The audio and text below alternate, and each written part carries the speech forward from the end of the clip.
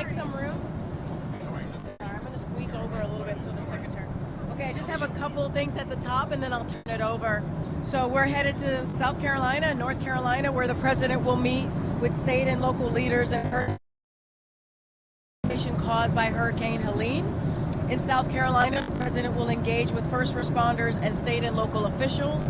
In North Carolina, he will take an aerial tour of areas in western North Carolina that were impacted by the storm. Today, the president announced that he is directing the Department of Defense to deploy up to 1,000 active duty soldiers to support the delivery of food to communities impacted by the storm. And I can announce that tomorrow, the president will visit impacted communities in Florida and Georgia. In North Carolina and South Carolina and across the affected areas, the Biden-Harris administration has remained focused on using every tool available to help people and their communities begin their road to recovery and rebuilding. In fact, President Biden recently approved an additional major disaster declaration for Virginia, unlocking more resources to provide survivors with direct disaster assistance. To date, more than $10 million has been provided directly to those affected by Hurricane Helene. As the president said yesterday, we will be there until the work is done. And now I'm going to turn it over to the Homeland Security Secretary, Mayorkas, who is going to speak to the federal response, update on federal response. Good afternoon.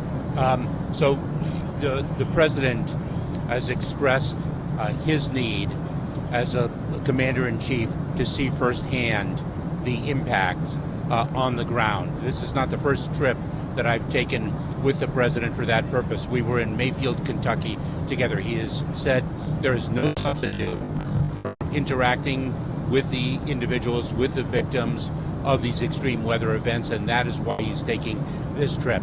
He has directed me and every member of the cabinet to devote the full force of our personnel and our resources to the assistance of the victims of hurricane of historic strength. I can with some data if you find that helpful. Unfortunately, I forgot my glasses, but I will say that remember something about the data. It changes every hour because we are continuing to pour resources in. Is give you a good understanding of the magnitude of the federal response. It's really quite breathtaking. So more than 4,800 personnel from across the federal workforce are deployed, more than 1,000 of whom are from FEMA. We have shipped over 8.8 million meals, more than 7.4 million liters of water, 150 generators, and more than 225,000 tarps to the region. As of today, search and rescue teams have conducted nearly 1,500 structural evaluations and hundreds of rescues and evacuations. And additionally, of course, federal search and rescue teams are deployed.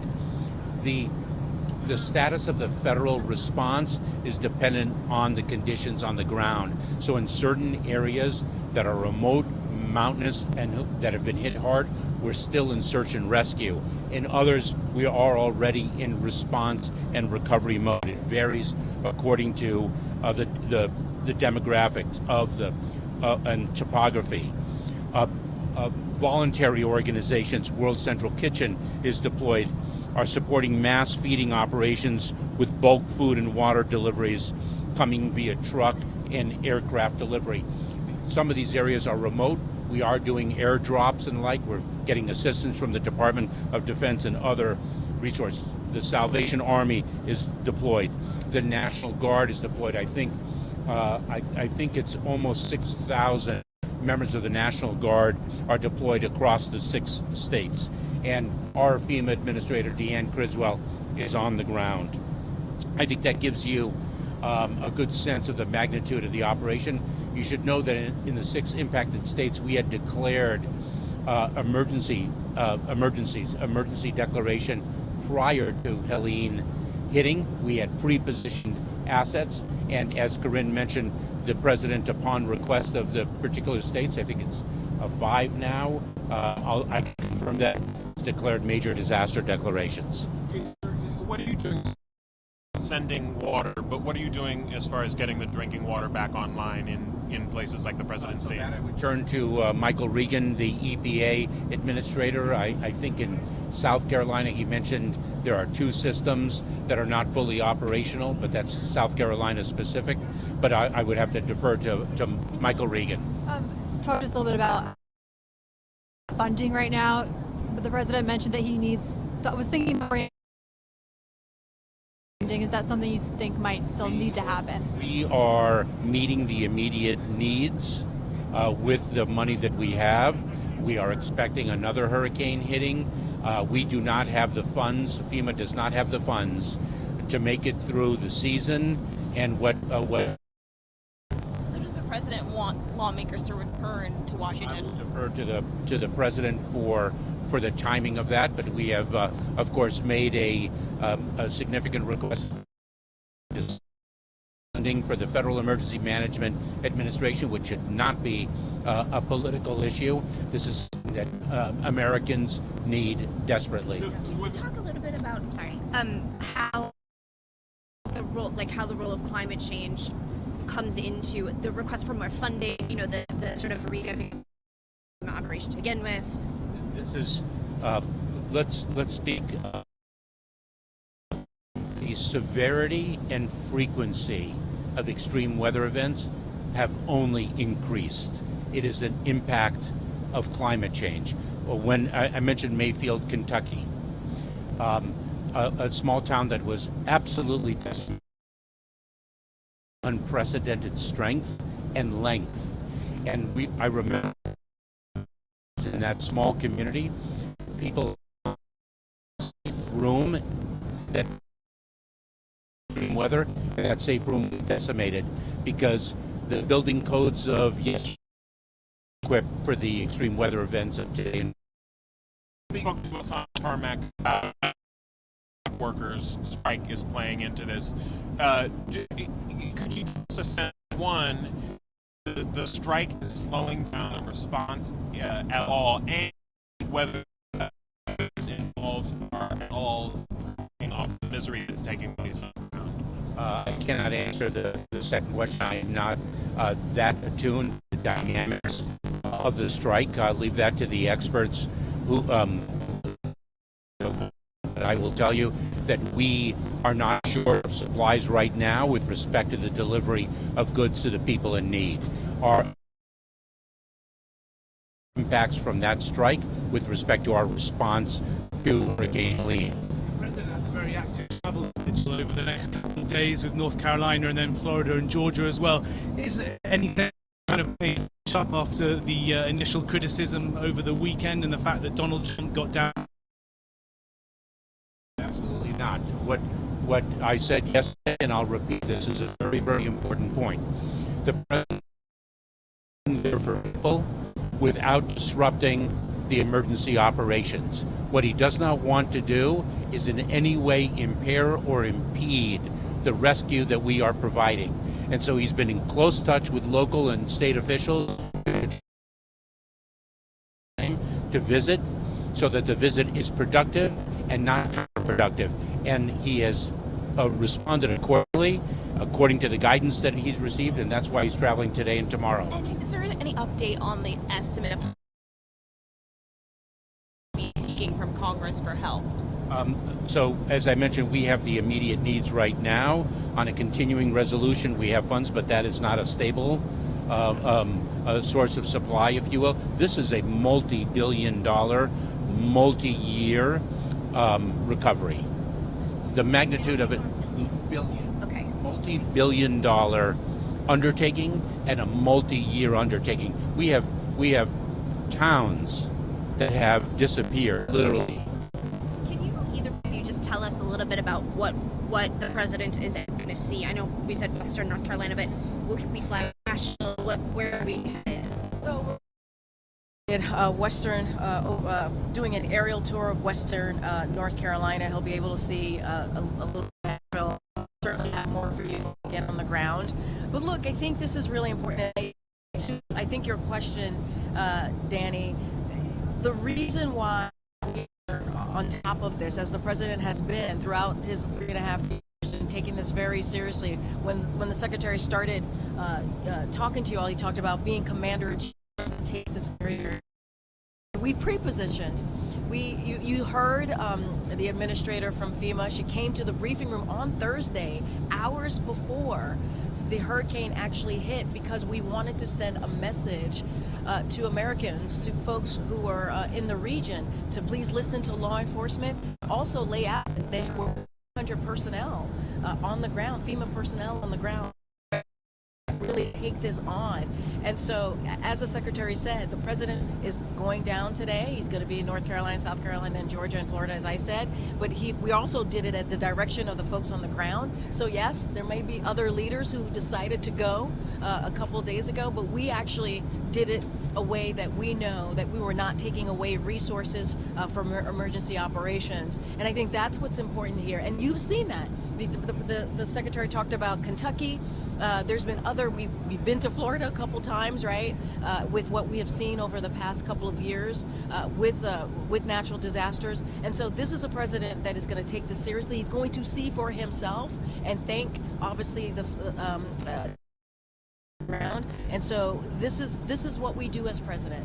This is what we do. This is what he does. I don't know, Secretary. Funding, we've 2 months left in hurricane season. Can you just characterize a little bit, if you don't get more funding, how much trouble are we in if another big storm hits? Does that translate into lives lost? Well, there are a couple of things.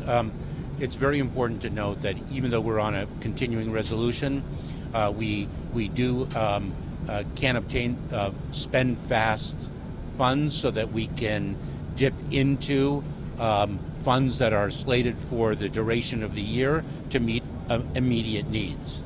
So we are meeting the moment, but that doesn't speak about the future and the fact, as I mentioned earlier, that these extreme weather events are increasing in frequency and severity, and we have to be funded for the sake of the American people. This is not a political issue. Karine, how is the president continuing to get updates about the Middle East while he's traveling today? Well, let's because he has to go back to be with the president. About the fuel shortages that is being done right now. I'm sorry? The Fuel shortages. That people are suffering. So there are different types of challenges that people victimized by this historic hurricane are suffering. Fuel, potable water in certain areas, power, communications, and we are meeting each of those challenges with the full force of the federal government as well as our state and local partners. So if you take a look at power, at the height of this hurricane, 5 point without power, we have delivered power. When I say we, the collective we, the public-private partnership, to 3.6 or 3.8 million of those individuals. And we are continuing to pour resources and efforts in. Do you think North Carolina was properly prepared for the impact of the flooding? They were prepared, but they were as prepared, and this is something we have to take stock of when we speak of preparation.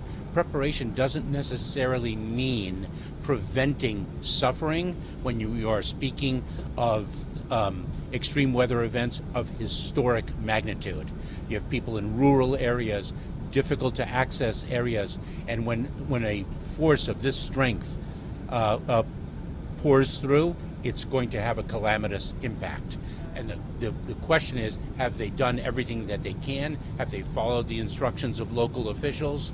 And that is what is key. And I should say it is very important, if you don't mind, to communicate the means of accessing relief. People have an 800 number to call. That's 800-621-FEMA. They can access relief at disasterassistance.gov, or they can use the FEMA app. And for those people who do not have communications, we are actually going to door to door as we increase access to remote areas. All right. Thank you so much. Thank you. I do want to hit one more thing, but to answer your question, as you know, yesterday the president was being regularly updated on what was happening in the middle. The president is president wherever he is, and so that's going to continue. Also, speaking of yesterday, he spent hours in the Situation Room, and so this is something he is monitoring very do that on this trip. There's a couple of things that he's talked about at the top. Look, the president is calling on U.S. carriers it represents to come to the table and put forward a fair offer to the longshoremen now.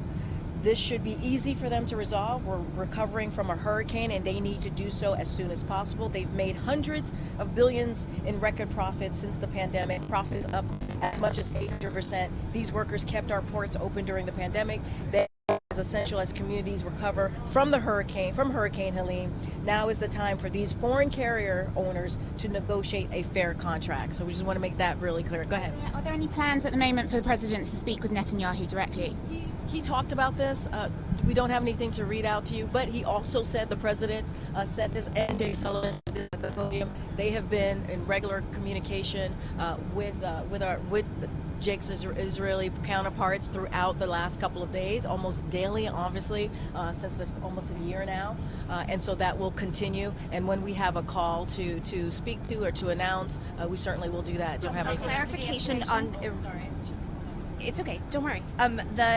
A clarification though on Iran. So the president was saying that he was expecting sanctions. I wondered if there was discussion about how Israel should respond to Iran, particularly given, the type of the missile strike and the fact that they're saying they're done now with it. So two things there. Look, as it relates to any response from Israel, we're having conversations with them. We're having discussions. I'm not going to prejudge. I'm not going to get ahead of that.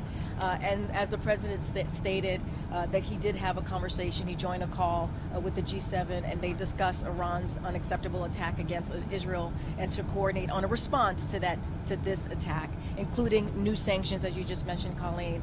President Biden and the G7 unequivocally condemned Iran's attack against Israel. President Biden expressed the United States' full solidarity and support to Israel and its people and reaffirmed the United States' ironclad commitment to Israel's security. There is going to be a joint statement, as the president mentioned. I don't want to get ahead of that, and certainly you'll have all that information. What new sanctions? I'm not going to get ahead of that. I'm going to let the joint statement. And are you counseling restraint in those conversations with Israel? I'm not. Whatever you do. We're having discussions. Certainly not going to prejudge. I'm not going to get ahead of it, but we are having discussions. What's your advice, though? I'm not going to share. I'm not going to be doing that out on Air Force One. We're going to have those discussions, private discussions, and not going to get ahead of those. Is Israel's so-called limited incursion into Lebanon delivering the results that they wanted?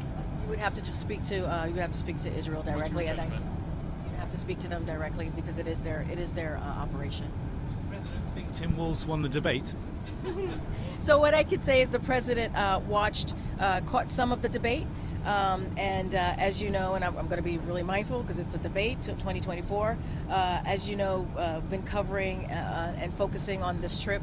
During this trip, he's been focused on this. Obviously, this was a historic hurricane that hit this region. But he and the vice president and the entire team are working hard to the response to Helene. And so he was able to manage to catch some of it. But I haven't spoken to him in detail about it. The president said on the tarmac that he had not directly spoken to the dock strikers or any of the companies. Is that going to change? I don't have anything to preview at this time, but this president basically answered the question pretty directly. I don't have anything else to share. All right, guys. Okay. All right. Thanks, everybody. See you on the ground. Okay, be careful. It's very, very